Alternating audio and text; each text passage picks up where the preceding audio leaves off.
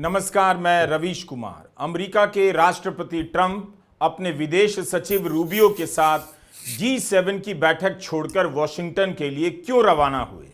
क्या डील होने के आसार हैं? कनाडा से लौटते वक्त एयरफोर्स वन विमान में ट्रंप ने पत्रकारों से कहा कि उनका इरादा सीज फायर नहीं है, वे अब इस मामले को जड़ से खत्म करना चाहते हैं और इसके लिए ईरान को पूरी तरह से अपना परमाणु कार्यक्रम छोड़ना ही पड़ेगा। ट्रंप ने यह भी कहा कि अगले 2 दिन में इस्राइल कुछ ऐसा करेगा जिसे किसी ने नहीं देखा होगा। तो इसका क्या मतलब है? ट्रंप क्या अब नेतन्याहू की भाषा बोलने लगे हैं? ट्रंप की यह भाषा बता रही है कि ईरान इराक या गजा की तरह घेर लिया जाने वाला है, उसकी बर्बादी सामने खड़ी है। देखना है कि ईरान इसका सामना कैसे करता है। क्या ईरान अपने परमाणु कार्यक्रम को पूरी तरह बंद कर देगा? हम इस पर भी बात करेंगे। बहुत सारी कड़ियों को जोड़ते हुए इस वीडियो को तैयार किया है, जिससे आप ग्लोबल लीडरों के दोहरेपन को भी देख सकेंगे और ईरान की अपनी कमजोरी और क्षमता को भी, इस्राइल की जिद को भी तो देखते जाइएगा। अब आते हैं उस सवाल पर कि ट्रंप पर भरोसा कर ईरान ने धोखा खाया या ईरान ने खुद को भी धोखा दिया है। कहा जा रहा है कि 40 साल से ईरान अमेरिका और इस्राइल को शत्रु बताता रहा, उनसे लड़ने के लिए जोशीले नारे लगाता रहा, रेटरिक का इस्तेमाल करता रहा, लेकिन अब पता चल रहा है कि उसके पास युद्ध की कोई तैयारी नहीं, केवल नारे ही लगाता रहा, धमकी देता रहा, दहाड़ता रहा। ईरान के पास मिसाइलें हैं, ईरान ने इनका प्रदर्शन भी खूब किया, लेकिन क्या इन मिसाइलों के दम पर ईरान लंबी लड़ाई लड़ सकता है? क्या ये काफी हैं? मीडिया में लिखा जा रहा है कि इन मिसाइलों को काबू में करते ही इस्राइल हावी हो जाएगा। इस्राइल ने दावा भी किया है कि ईरान की 1/3 मिसाइलें नष्ट कर दी गई हैं। ध्यान रहे, यह सब दावे हैं। अभी तक के हमले में दिख गया है कि ईरान के पास वायुसेना नहीं है, ईरान के पास आधुनिक फाइटर प्लेन भी नहीं है, टैंक नहीं है। कम से कम पश्चिमी मीडिया में ईरान को इसी तरह से पेश किया जा रहा है। अब तो इस्राइल दावा कर रहा है कि उसने तेहरान के एयर स्पेस को अपने नियंत्रण में ले लिया है, यानी अब तेहरान के आसमान में किसका जहाज उड़ेगा फैसला इस्राइल का होगा और इसके बाद इस्राइल किसी को भी निशाना बना सकता है। ट्रंप कह रहे हैं तेहरान के लोग राजधानी छोड़ दें। ट्रंप तेहरान को खाली करने का आदेश दे रहे हैं। 1 करोड़ की आबादी वाले शहर को चले जाने के लिए कह रहे हैं। इसी तरह के आदेश इस्राइल गजा में दिया करता था। इस्राइल की सेना नोटिस जारी कर देती थी कि गजा का यह मोहल्ला खाली किया जाना है और उसके बाद बमबारी कर उस इलाके को तबाह कर देती थी। नागरिकों को चेतावनी देने के नाम पर केवल यह घोषणा कर दी जाती थी, मगर उसके बाद भी हमले में नागरिकों की ही हत्या की गई। यहां से वहां लोगों को भटकाया गया, अपने ही शहर में शरणार्थी बना दिया गया।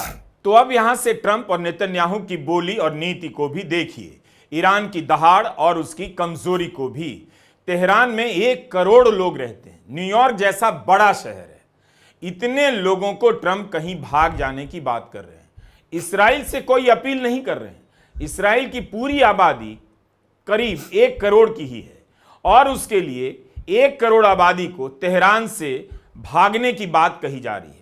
पश्चिमी मीडिया के अखबारों का कवरेज ही सबसे बड़ा है, उन्हीं के संवाददाता इन इलाकों में हैं और वहां से रिपोर्ट कर रहे हैं, लेकिन उनके कवरेज को भी ध्यान से देखने की जरूरत है।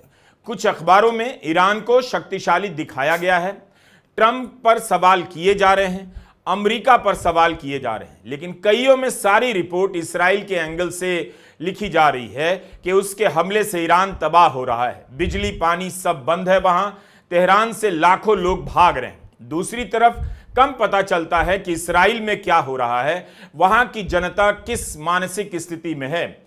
यहां तक कि इस्राइल ने ईरान के टीवी चैनल पर हमला बोला तो पश्चिमी मीडिया चुप रह गया। बहुत कुछ ईरान पर भी निर्भर करेगा कि वह पश्चिमी मीडिया और उसके जानकारों की थ्योरी को गलत साबित करने की स्थिति में है या नहीं। पश्चिमी मीडिया के पन्नों पर ईरान कभी भी मसल दिया जाने वाला देश बता दिया जाता है और ईरान की असली ताकत को बताने वाला मीडिया शायद बहुत कम है। ईरान की सरकारी मीडिया एजेंसियों में बहुत दम नजर नहीं आता। भारत के अखबार द हिंदू ने अपने संपादकीय में इस्राइल को रोग नेशन लिख दिया है। हिंदी में मतलब हुआ इस्राइल एक उदंड राष्ट्र है जिसके अवैध एक्शन से पूरे इलाके में शांति प्रभावित हो रही है। इन सब के बीच G7 की बैठक छोड़ वॉशिंगटन के लिए रवाना होने के समय ट्रंप ने कहा कि वो यानी ईरान डील चाहता है। जैसे ही मैं यहां से निकलूंगा हम कुछ भी करेंगे, मगर अभी मुझे यहां से जाना होगा। ट्रंप की एक बात अच्छी है, वे बाकी देशों के प्रमुखों के साथ अपने सहायक की तरह बात करते हैं। कनाडा से निकलते ही उन्होंने सोशल मीडिया पेज ट्रुथ पर फ्रांस के राष्ट्रपति मैक्रों को सुना दिया कि प्रचार के भूखे मैक्रों ने कह दिया है, मैं इसलिए G7 की बैठक से निकला हूं क्योंकि ईरान और इसराइल के बीच डील करने जा रहा हूं। यह बिल्कुल गलत है। मैक्रों को कुछ नहीं पता मैं वॉशिंगटन के लिए क्यों निकला हूं, लेकिन इसका सीज फायर से कोई लेना देना नहीं, उससे भी बड़ा कुछ होने वाला है। मैक्रों जानबूझकर ऐसा करते हैं या ऐसा हो जाता है, लेकिन हमेशा गलत होते हैं। हुआ यह था कि मैक्रों ने बयान दे दिया कि ट्रंप ने सीज फायर का प्रस्ताव रखा है, अगर यह हो जाता है तो फ्रांस समर्थन करेगा। बस ईरान में शासन परिवर्तन एक रणनीतिक चूक होगी। ट्रंप ने मैक्रों को पब्लिक में ही फटकार दिया। अगर सीज फायर के लिए ट्रंप वॉशिंगटन नहीं गए हैं तो क्या बड़ा हो सकता है? क्या अमेरिका ईरान पर हमला करेगा? ईरान तो मानता ही है कि हमले में अमेरिका भी शामिल है। क्या अमेरिका और इसराइल को लगने लगा है कि ईरान को लेकर उन्होंने जो भी प्लान बनाया है वो अब हासिल होने जा रहा है?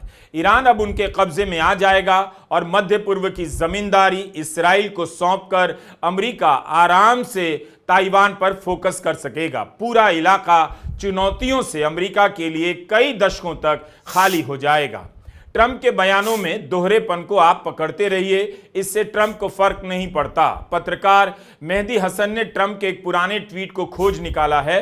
17 सितंबर 2013 के इस ट्वीट में ट्रंप कह रहे हैं, मैं भविष्यवाणी करता हूं कि अपनी इज्जत बचाने के लिए एक दिन ओबामा ईरान पर हमला करेंगे। विडंबना देखिए, अब वही ट्रंप ईरान पर अब तक के निर्णायक हमले में भागीदारी करते हुए नजर आ रहे हैं। ट्रंप ने एक बार नहीं कहा कि इसराइल ने बातचीत में शामिल लोगों को क्यों मारा, बातचीत और डील का इंतजार क्यों नहीं किया। डील फेल होने का कोई आरोप इसराइल पर ट्रंप नहीं लगाते, जबकि ईरान बार बार आरोप लगा रहा है कि इसराइल इसी डील के विरोध में था, इसलिए उसने हमला किया और डील में शामिल वैज्ञानिकों की हत्या कर दी। यह भी आरोप लग रहा है कि ट्रंप ने ईरान को उलझाए रखा ताकि इसराइल पीछे से हमला कर सके और अब आगे कोई भी ट्रंप पर भरोसा करने से पहले 10 बार सोचेगा। लेकिन यह सवाल ईरान से भी है कि ईरान ने क्यों भरोसा किया। इसराइल और अमेरिका के बीच इतनी गाढ़ी दोस्ती के बाद भी अमेरिका पर कैसे भरोसा कर सकता है? और अपने को बचाने के लिए ईरान ने बम क्यों नहीं बनाया, हथियार क्यों नहीं जुटाए? रही बात बम की, तो ट्रंप प्रशासन ने जिन्हें राष्ट्रीय खुफिया निदेशक बनाया है, तुलसी गबार्ड, उन्होंने कहा है कि ईरान ने बम नहीं बनाया है। तब भी ईरान के परमाणु ठिकानों को नष्ट किए जाने की बात हो रही है। तो ईरान की किस परमाणु क्षमता को अमेरिका नष्ट कर देगा? ईरान के विदेश मंत्री अरागिची ने कहा है कि ईरान ऐसी किसी भी डील के लिए तैयार है जो उसे परमाणु हथियार हासिल करने से रोके, बशर्ते कि वह इस युद्ध को खत्म करे। मगर यह भी कहा कि ईरान ऐसी डील को नकार देगा जो परमाणु क्षमताओं पर उसके वैध अधिकारों पर अंकुश लगाएगी। बम को लेकर ईरान और इसराइल के नजरिए को भी समझना बहुत जरूरी है। क्या ईरान ने बम बना लिया? किसी ने इसकी पुष्टि नहीं की। क्या ईरान बम बना सकता है? ईरान इससे इनकार करता रहता है। अमेरिका में भी लोग नहीं मानते ईरान ने बम बनाया है। अब ट्रंप अचानक से कहने लगे कि उन्हें परवाह नहीं कि ईरान क्या कहता है, लेकिन ईरान बम बनाने के करीब है। ऐसा लगता है कि इराक युद्ध की तरह एक और झूठ को गले लगाने का फैसला कर लिया गया है। ट्रंप की यह नई लाइन है। इसका मतलब है कि वे बम बनाने और डील को लेकर लगातार लाइन बदलते जा रहे हैं और इसराइल की लाइन पर आते जा रहे हैं। बम से जुड़ा एक और मसला है, क्या ट्रंप ईरान पर दबाव डाल सकते हैं कि वह नागरिक इस्तेमाल के लिए यूरेनियम का संवर्धन ना करे? ईरान कहता है संवर्धन यानी एनरिचमेंट उसका अधिकार है, यानी परमाणु शक्तियों का विस्तार करना उसका अधिकार है। ईरान सरेंडर नहीं करेगा, नागरिक इस्तेमाल के लिए संवर्धन की बात पर अड़ा रहेगा। अब ईरान को लगता है कि अटैक में अमेरिका भी शामिल है, तो वह कैसे बातचीत के लिए यकीन करे। ईरान के विदेश मंत्री अरागाची ने कहा कि इसराइल ने ईरान को बम बनाने से रोकने के लिए पहले ही हमला नहीं किया। ईरान तो इससे इनकार करता रहा कि बम बनाया है। इसराइल ने हमला किया कि डील की बातचीत पटरी से उतर जाए। तो साफ है कि नेतन्याहू को ना तो कूटनीति चाहिए न बातचीत। नेतन्याहू इस बात पर अड़े हुए हैं कि ईरान को नागरिक इस्तेमाल के लिए यूरेनियम एनरिचमेंट का अधिकार नहीं मिलना चाहिए। अगर मिल गया तो एक दिन वह बम बना लेगा। इसलिए वे डील का किसी भी तरह से विरोध करना चाहते हैं। उन्हें लगा कि अगर डील हो गई तो ईरान के न्यूक्लियर प्रोग्राम को नष्ट करने का उनका मकसद कभी पूरा नहीं होगा। लेकिन बिना अमेरिका के समर्थन के इस्राइल ईरान के परमाणु संयंत्रों को नष्ट नहीं कर सकता है। अब यह भी कहा जा रहा है कि अमेरिका ईरान के परमाणु ठिकानों पर हमला कर सकता है। अमेरिका में इस्राइल के राजदूत याखिएल लाइटर ने कहा है कि अमेरिका ही एक अकेला ऐसा देश है जिसका बम फोर्डो परमाणु ठिकानों तक पहुंच सकता है। इससे एक और अर्थ निकलता है कि इस्राइल ने पहले दिन दावा किया था कि ईरान के परमाणु ठिकानों को नष्ट कर दिया गया है, सही नहीं। इस राजदूत ने यहां तक बोला है कि गुरुवार यानी 19 जून की रात को ऐसा हमला होगा जिसके सामने लेबनान का बीपर अटैक साधारण लगेगा। ईरान को बम भी बनाने नहीं देंगे और वहां सत्ता परिवर्तन भी करेंगे। परमाणु क्षमता नष्ट करने के साथ साथ सत्ता परिवर्तन की भी धमकी दे रहा है। नेतन्याहू ईरान में सत्ता परिवर्तन और खामेनेई की हत्या की बात करने लगे हैं। कहते हैं खामेनेई की मौत से यह संकट हल हो जाएगा, बढ़ेगा नहीं। ऐसा लगता है कि दुनिया सद्दाम हुसैन, मुअम्मर गद्दाफी की तरह खामेनेई का हाल देखने जा रही है। और यही नहीं, अरब देशों की एक बार फिर से चुप्पी और भागीदारी भी देखेगी। खुलेआम ईरान के सुप्रीम लीडर और शिया धर्मगुरु की हत्या की बात हो रही है। एक देश के प्रधानमंत्री कर रहे हैं। ईरान ने उम्मत बनाने की कोशिश की, शिया सुन्नी को एकजुट करने के नारे लगाए, लेकिन आज उसके साथ मुस्लिम देश भी नहीं नजर आते हैं। हाल के वर्षों में ईरान के पूर्व शाह मोहम्मद रजा पहलवी के बेटे से नेतन्याहू मिल चुके हैं। 2023 में दोनों की मुलाकात हुई है। वॉशिंगटन शहर के पास रहने वाले शाह के बेटे ने बयान जारी करते हुए खामेनेई पर ईरान को युद्ध में खींचने का आरोप लगाया है। कहा है कि ईरान की सरकार कमजोर है और बिखरी हुई है। उन्होंने कहा कि यह सरकार गिर सकती है। मैं अपने साथियों से कहना चाहता हूं, ईरान आपका है और आपको वापस लेना होगा। मैं आपके साथ हूं, मजबूती से बने रहिए, हम जीतेंगे। मैंने सेना, पुलिस और सुरक्षा बलों से कहा है कि रिजीम को तोड़ दीजिए। अंतर्राष्ट्रीय समुदाय से कहता हूं, इस मरते हुए आतंकी रिजीम को फिर से कोई लाइफ लाइन मत दीजिए। अमेरिका में बैठकर पूर्व शाह के बेटे ने कहा है कि सेना को विरोध कर देना चाहिए। इसे लेकर गेस करने की भी जरूरत नहीं कि सत्ता परिवर्तन की योजना में अमेरिका भी शामिल है। इस्राइल का आत्मरक्षा का अधिकार गजब का अधिकार है। इस आत्मरक्षा के अधिकार में अपने आप यह भी शामिल हो जाता है कि इस्राइल के पड़ोस में जो भी सरकारें होंगी वो इस्राइल की मर्जी के हिसाब से होंगी। किस कानून से यह आत्मरक्षा का अधिकार होता है? अतिक्रमण का अधिकार ना माना जाए। जब दुनिया में विवेक समाप्त हो जाता है तब अतिक्रमण को आत्मरक्षा का अधिकार घोषित किया जा सकता है। इस्राइल इस अधिकार के आधार पर ईरान से लेकर खाड़ी के तमाम देशों में ऐसी सरकारों की स्थापना चाहता है जो उसके हित के लिए काम करें।